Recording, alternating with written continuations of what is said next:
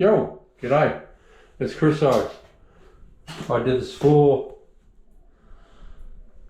yesterday. Now I'm going to be doing the walls. I just want to put a coat of waterproof on this. I'm just putting on my camera. Okay, how's that, everyone? I just want to zap a coat of waterproof on this that I did yesterday. I've just built it up and given it a bit of slope. So we'll give it a coat.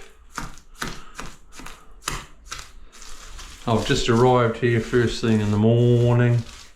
It's 8 o'clock, brand new day. The owner popped his head in last night, said to me this morning, "Oh, Chris O, geez, it's gonna look good." And I, yeah, mate. Yeah. Nah, it will.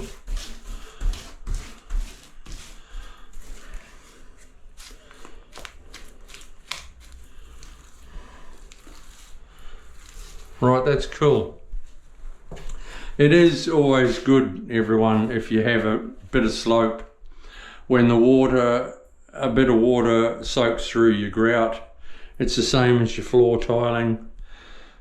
When a bit of water soaks through your grout, it just runs on that waterproof down and into the strip drain.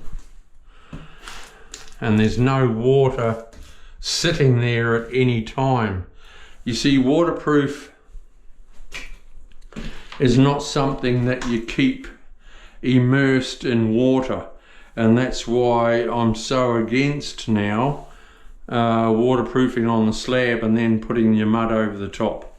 Nah, I'm a full-on fan of waterproofing on top of your screed, so all the water runs off and down the drain. It's not sitting there.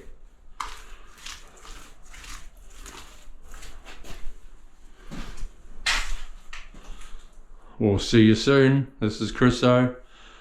Subscribe, people.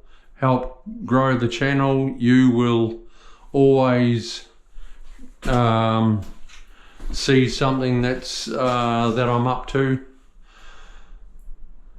I'm hitting it as much as I can, so it's all going to be good. This I will tile around the opening, and then I'll get the owner just to give me a hand and we'll zap the cabinet in, but I'll do that after I've tiled, so I haven't got a finished cabinet in there and I'm having to tile around it. Nah, that's what was done in the old days.